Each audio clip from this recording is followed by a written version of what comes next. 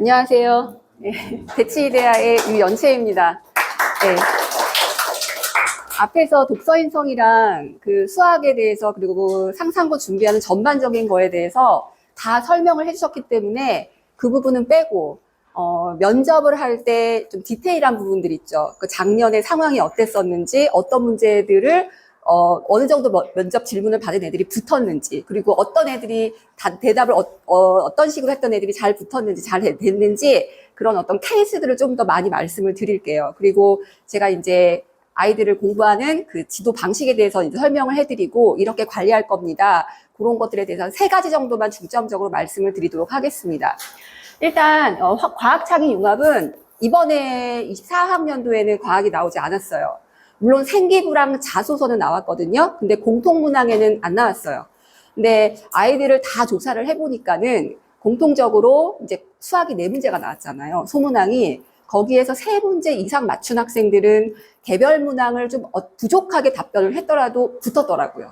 근데 2개 정도 답변했어요. 되게 자신이 없었어요. 이런 학생들은 떨어졌어요.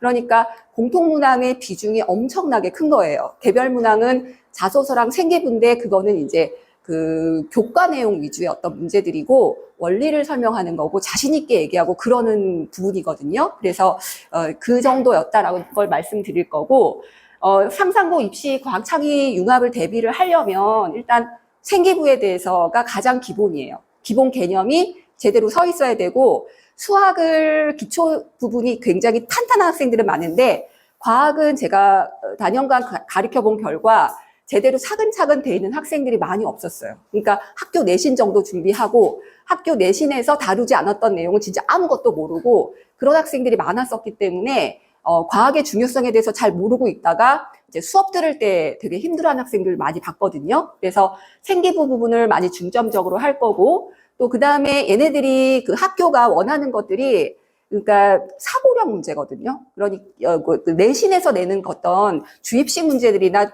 이런 문제들이 아니라 원리를 물어본다든지 왜 그런 식으로 설명해야 되는지 이런 걸 많이 물어봐요. 그러니까 자잘자잘한 어떤 기억들을 묻는 것이 아니라 얘가 그걸 어떻게 습득했는가에 대해서 관심이 되게 많거든요. 그래서 사고력 문제랑 연결점이 있는 대비 문제들을 많이 접해봐야 되고요.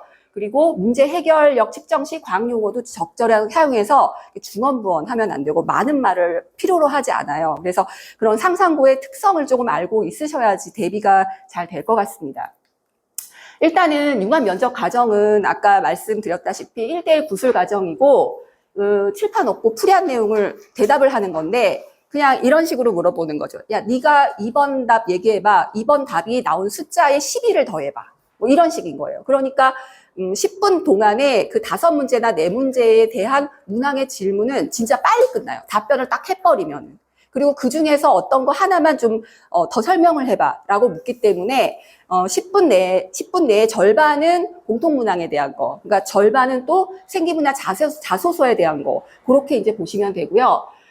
이제 추가 질문을 선생님이 어떤 문항에 대해서 했는데 면접관이 답변 의도를 더 캐묻는 경우도 있어요. 쫄지 말라는 거죠. 굉장히 바람직한 거기 때문에. 그리고 질문을 많이 받는다 그래서 좋은 거고 질문을 좀 적게 받고 그냥 끝난다고 해서 나쁜 거고 그런 게 아니에요. 다 케바케였어요.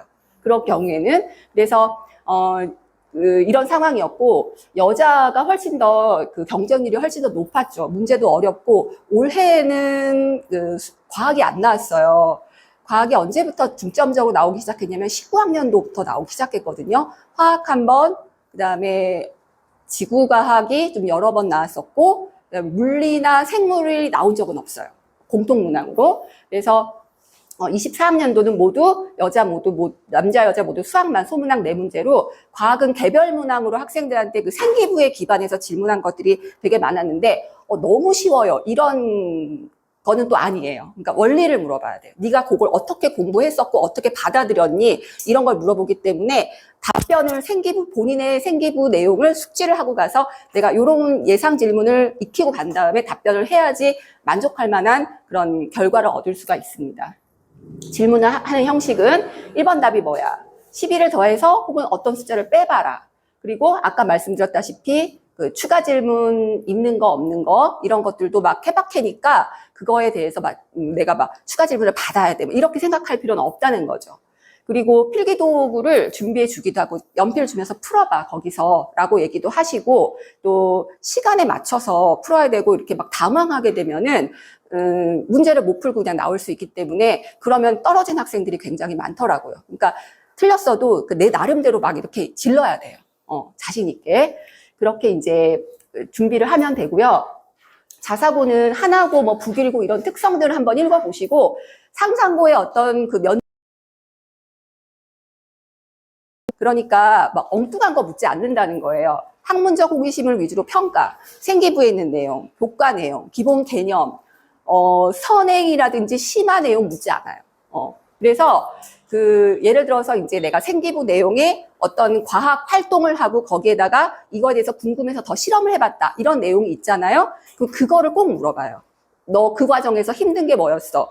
거기서 얻은 게 뭐였어? 그 과정 중에 얘기했던 것 중에 뭐 실생활에 관련된 거 더 얘기해봐. 이런 식으로 준비하기 때문에 생기부 내용은 거의 암기하다시피 그렇게 해서 가야 되고 교과 과정은 당연하고요. 그리고 뭐 호기심과 열정을 잘 표현할 수 있는 준비가 필요하다. 이건 뭐 당연한 거고요. 이거 공통문항 외에 나왔던 거거든요. 왜냐면 수학만 나오고 과학이 안 나왔었기 때문에 이게 이제 작년에 학생들 다 설문조사해가지고 물어봤던 질문들이에요. 이런 거죠. 가만히 보시면 용해도에 대해서 정의를 배우잖아요. 그러면은 이게 온도랑 용해도와 관계가 있다는 걸 안단 말이죠. 그러면 이제 이 상상고가 좋아하는 방식이 왜 그래? 왜 온도가 높아질수록 용해도가 커지는 거야? 뭐 이런 거 물어본다든지 혼합물의 분리를 하는데 실생활에서 관련된 발명품을 지금 한번 고안을 해봐. 이런 거라든지 그리고 그 수학 같은 경우에는 여기서 스토크 최강자전에 대해서 물어봐서 대답했다. 이 학생 다 붙은 학생들이거든요. 대답했을 때 이런 것들을 물어보고 독서인성 같은 경우에도 뭐 동물이 집단 생활하는데 여기서 떨어져 있으면 어떤 영향이 있을까? 우리 사회랑 어떤 관계가 있을까? 이걸 극복하려면 해결책까지 제시해봐. 이런 거를 물어본다는 거죠. 그리고 만화경 얘기도 나왔었거든요. 만화경과 비슷한 예가 뭐에 있냐? 대답을 해서 이제 붙은 학생은 이제 온라인 게임과 비슷하고, 그 온라인 외에 오프라인 게임도 즐겨야지 사회적 고립을 막을 수 있다. 그 문제점에 대한 해답도 제시를 해서 잘 했다라고 이제 칭찬 학생이 있었어요. 그래서 독서 면접은 이제 자소서 2개 정도가 나오는데 평균적으로 이제 한 5분 동안에 내가 그 공통문학에 대한 질문에 대한 답변을 했어요. 그럼 5분이 남잖아요. 그러면은 최대 그 질문을 많이 받은 학생들이 아까 말씀하셨다시피 7개에서 8개까지 받은 학생도 있고 적게 받은 학생은 3개 정도. 근데 자기는 너무 빨리 끝나가지고 자기는 떨어진 줄 알았다. 뭐 이런 학생들도 있는데 그게 또 다 다르더라고요. 그래서 이런 질문들이 있었고 또 이제 좀 특이했던 질문들이 뭐냐면 나트륨의 불꽃은 불꽃 반응 색깔 있잖아요. 그거 왜 그런 식으로 나타나? 이런 거죠. 근데 학교에서 그렇게 안 가르치잖아요. 그냥 외워라고 하지만 이 상상고 창의 면접을 하려면 그런 것들이 더 중요한 거예요. 세부적인 거를 외우고 암기하는 것보다는 이게 왜 이런 거냐. 예를 들어서 별의 시차를 구할 때 왜 시차로 구해? 이런 거죠. 그 시차의 개념이 어떤 거야? 이걸 또 어디에 활용할 수 있어? 이런 걸 물으니까 그런 류의 사고를 많이 해봐야 돼요. 그래서 뭐 기체액체 차이는 어떤 것인가? 쉬운 문제들은 이런 것들이었고 자소서 관련 질문은 많이 안 하거든요. 오히려 생기부를 더 많이 하는데 자소서 관련 질문으로 또 어떤 사람이 되고 싶니? 상상고에 왜 왔니? 뭐 이런 거 이제 아주 단순한 것들 많이 물어보고요. 쭉 읽어보시면 아까 말씀드렸다시피 추가 질문 10개 정도로 한 학생도 있었다. 그렇게 이제 제가 조사가 됐고, 그다음에 리더십의 역할이 뭐냐. 왜냐면 얘는 반드시 그 생기부나 자소서에 본인이 어떤 동아리를 만들었다든지 뭔가 활동을 했다든지 그런 게 있었을 거예요. 그래서 그거에 대해서 이제 선생님들이 추궁을 하시는 거죠. 어떤 역할이었니? 그래서 거기서 어떤 문제가 있었니? 이런 걸 많이 물어봤거든요. 그러니까 대충 자소서를, 그러니까 내가 썼어. 이게 아니라 기억을 잘 해가지고 본인이 암기를 해서 내가 이렇게 답변해야지 라고 그 상황이랑 이런 것들을 다 생각하고 들어가야 돼요. 자소서나 생기부에 대해서는. 그래서 요거는 이제 뭐 예를 들어서 자소서 질문은 로봇팔의 원리가 뭐냐. 본인이 로봇에 대해서 관심이 있었기 때문에 이런 책을 봤다든지 연구를 했다. 뭐 이런 것들이 있었을 거예요. 그래서 이런 질문들을 받았다. 이제 그렇게 보시면 되고, 그래서 창의융합 면접은 일단 이제 그 수학을 하고 과학을 같이 하는데 상상고가 수학학교잖아요. 홍성대 거라서 과학도 수학적인 거를 되게 좋아해요. 그러니까 물리 문제가 나온 적은 없지만 그 수학적으로 묻는 과학 문제가 제일 이제 잘 나올 수 있는 게 지구과학 쪽이거든요.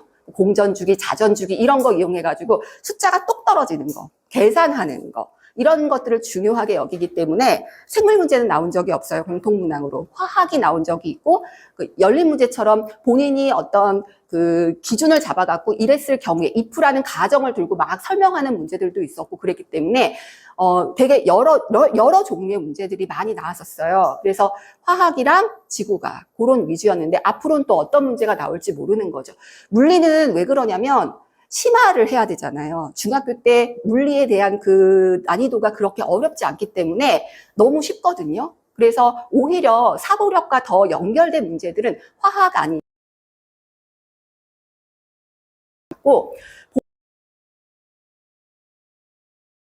그런데 오히려 선생님이 궁금하니까 더 많이 묻는 경우도 있어요. 그리고 아이가 답변을 되게 잘했기 때문에 별로 얘는 벌써 공통문항에서 내가 너무 완벽해. 4개를 그냥 탁탁탁 맞췄어. 그러면은 추가 질문 안 하는 경우도 되게 많아요. 그러니까 그거에 대해서 아이들이 이제 그 스트레스 받을 필요는 없어요. 질문을 많이 받아야 된다. 이런 건 아니고 답변할 때 2갈식으로 답이 뭐야? 이렇게 딱 얘기를 해줘야 돼요. 그러니까 중언부언 하지 말고 이 말 저 말 하지 말고. 그래서 여기 읽어보시면은 교과 개념 출제 예시 문제들이에요. 뭐 화시온도랑 섭시온도의 차이가 뭐니? 그거 왜 그렇게 했니? 그거 유래가 뭐니? 이런 식으로 막 물어볼 수 있는 거예요. 그러니까 공부의 초점이 어떻게 돌아가시는지 아시겠죠? 문제를 많이 푸는 게 중요한 게 아니라는 거죠. 내신에. 그리고 학생들의 반응은 말씀드렸다시피 사람들마다 다 달랐다. 근데 공통문항을 3개 이상 맞춘 학생들은 이미, 그리고 본인의 그 학교 성적이 A로 쫙 깔려진 학생들은 그냥 개별 문항이 좌지우지가 안 됐어요. 그냥 너는 붙었다. 그냥 그렇게 해서 정말 붙더라고요. 근데 2개 맞췄어요. 이런 학생들은 공통문항에서 이미 좀 힘들었기 때문에 이거 두고 봐야 되는 거죠. 그런 경우에는. 그리고, 자, 그러면 제가 이제 어떻게 아이들을 훈련을 시킬 거냐. 사고력 위주의 수업을 많이 할 거고, 상상고에 맞춰서 수업을 할 예정입니다.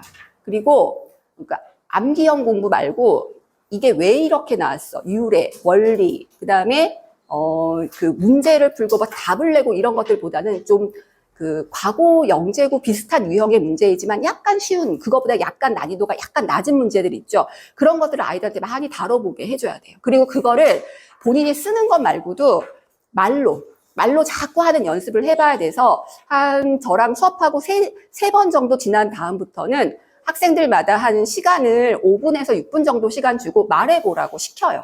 학생들 개별적으로. 그래서 줌으로 연결해가지고 밤에 학원 갔다 와서 순차적으로 들어와가지고 그 30분 전에 이제 문제 딱 주고 문제 받고 본인이 이게 다 적어놓고 선생님 앞에서 설명하는 연습을 몇 개월을 계속 시켜요. 똑같은 거를. 그래서 아이들을 훈련시켜서 이제 시험을 보게끔 할 예정이고요. 그리고 좋은 문제들은 이런 거죠. 보일의 법칙이 뭐야? 그래프 그릴 때 그래프가 과학에서 어떤 역할을 해? 이런 식의 질문들을 많이 한다는 거예요. 단답식의 어떤 그냥 개념을 외우는 게 아니라 원리를 많이 물어보기 때문에. 그리고 쭉 이거는 이제 자료 갖고 계시니까 보시면 될 것 같고요. 이게 지금 21년도, 22학년도, 23학년도 것들인데 이게 퍼센티지가 꼭 이렇다는 건 아니지만 이제 수학이 4문제 나오고 21학년도에 과학이 이제 1문제 나왔었거든요. 그 전에 20학년도에는 또 여학생이 화학이 나왔었어요. 그러니까 과학이 공통문항으로 나온 역사는 별로 안 돼요. 20학년, 20, 21, 22. 그 다음에 23년도에 안 나왔어요. 한 번도 안 나왔고, 그리고, 여기 보시면 22학년도 안 나왔죠? 수학 4문항, 수학 5문항, 이렇게 나오고요. 지금 21학년도, 20학년도, 이렇게 나온 거죠. 과학이 나온 역사는 많이 안 되는데, 근데 개별 문항은 늘 나와요. 그거는 받은 애도 있고 안 받은 애도 있는데, 생기부에 과학 내용이 많다. 그럼 과학을 물어보고, 생기부에 수학이 더 많고 막 이렇다. 그러면 그쪽을 더 많이 물어보는 거죠. 그러니까 그거는 이제 면접이 임박해서 본인이 생기부의 내용에 따라서 예상 질문들을 스스로 만들어도 보고 선생님이랑 의논도 하고 그러면서 이제 어느 정도 준비를 하고 가야 돼요. 그런 식이고 18년도 문제 이거는 저기예요. 개별 문항이에요. 개별 문항이고 19년도도 개별 문항이에요. 개별 문항이고 이게 이제 20년도 기출문제인데 화학 문제였거든요. 이거 연립 문제였어요. 이거는 답이 있는 게 아니라 이럴 경우에 이거 이렇게 될 것이다. 이런 문제였기 때문에 기출문제 지금 제가 넣어놨고 아이들 이거 되게 많이 틀렸거든요. 그러니까 대답을 못한 게 틀렸다는 얘기예요. 중학생 애들이 그냥 대충 공부해서 하기에는 좀 힘들었던 문제들이고 이런 것도 생기부 문제였고요. 그리고 생기부 문제 그리고 요게 이제 재작년 문제였거든요. 이렇게 보시면 학생들한테 그 문제 가져가서 한번 풀어보라고 한번 해보세요. 근데 학교에서 내신에 나오는 그런 문제가 아니에요. 근데 날짜를 잘 계산을 해보면 또 답이 나오는 문제들이거든요. 그래서 이런 게 있었고 지구과학 문제예요. 전부 다. 지구과학 문제고 교과 과정을 벗어나지 않아요. 심한 내용 없습니다. 그리고 이거는 이제 중등이랑 통합강 연계 상황이라서 많이 설명할 것들이 없고요. 제가 마지막으로 이제 한 개 더 말씀드리는 거는 7월부터 제가 수업을 할 때는 그 중등 내용이랑 고등 내신의 기본 강의를 하는데 이게 이제 접목된 것만 설명을 할 거고 너무 그 상상고에서 원하지 않는, 그러니까 좋아하지 않는 그런 유의 개념들은 얘기하지 않을 거예요. 그러니까 철저하게 이제 중등 개념에서 그 사고력 위주로 이제 수업을 할 거고 아이들이 생각보다 과학을 많이 안 했더라고요. 과학을 많이 안 하고 수학에 집중하느라고 과학을 잘 몰라요. 학교에서 또 특히 시험을 안 봤으면은 아무것도 모르는 거예요. 그래서 완전히 처음 한다라고 생각을 하고 하나하나 애기들처럼 가르쳐 줄 거고요. 그게 고등 내신이랑 조금 일부 연계가 돼 있다. 그러면 약간 추가를 해서 더 설명을 할 건데 어렵지는 않은 수업일 거예요. 재미있는 수업을 좀 하려고 노력을 합니다. 교재도 이제 그런 식으로 만들었고 그리고 이제 이거는 아이들이 써보라고 이제 한 거거든요. 근데 사실 얘네가 논술 형태가 아니잖아요. 말로 하는 거잖아요. 근데 그런 학생들이 있어요. 쓰는 거 엄청 잘하는데 말을 잘 못하는 학생들이 있어요. 그럼 맨 처음에 써보라고 해요. 써서 읽어. 써서 그걸 읽어봐. 그러다 보면은 자기 말로 또 어느 순간에 안 보고도 본인이 설명이 가능하거든요. 그래서 처음부터 막 말 잘하려고 노력하지 말고 막 꾸미려고 노력하지 말고 본인이 알고 있는 지식 내에서 써보고 그거를 간단하게 5분 안에 발표를 해보고 그리고 이제 한 달, 두 달 시간이 흘러서 그 다음에 이거는 너 이제는 이렇게 하지 말고 말로 빨리빨리 답변해봐. 이런 식으로 연습을 시켜주는 거죠. 단계적으로. 이거는 이제 제가 이렇게 아이들을 시키는 과정이에요. 다 써봐. 네가 알고 있는 거 외워봐. 그리고 이게 수업 시간마다 그 단원별로 이제 들어가게 되겠죠. 그리고 이런 문제들 아주 간단한 문제들이에요.